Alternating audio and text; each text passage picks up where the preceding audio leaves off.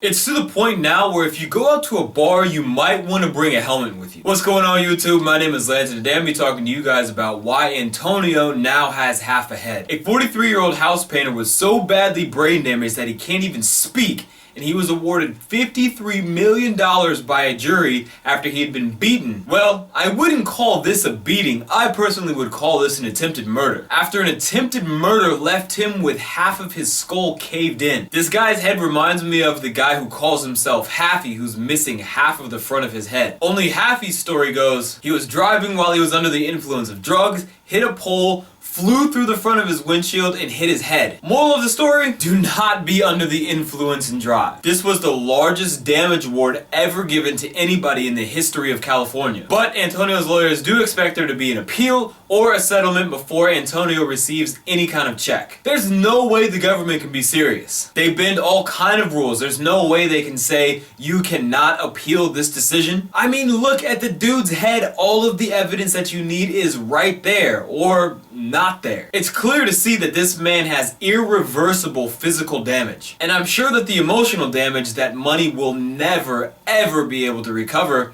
is 100 times worse than the physical damage. Come on, this dude can't even speak. It's so bad that Antonio had to be helped into the courtroom by his relatives. Then when they took his beanie off, the entire courtroom gasped when they got a chance to see what his head looked like for the first time in real life. Antonio was attacked after he tried to break up a fight between a security guard and the manager and his relatives. That is when an untrained, unlicensed security guard beat Antonio with a baton and kicked him in the head 8 times. Not only that, he smashed his head against the pavement 4 times. Ever since then, the manager and the security guard have been nowhere to be found. I hope the reason they can't be found is because the ultimate karma has caught up to their ass. Which leads me to my video question of the day. Do you think that 58 million is a good enough number to compensate for the physical and emotional damage that Antonio is facing? That's gonna do it for me today, guys. Don't forget to like, share, comment, most importantly, subscribe. Again, my name is Lance, and I'll catch you guys on the next upload.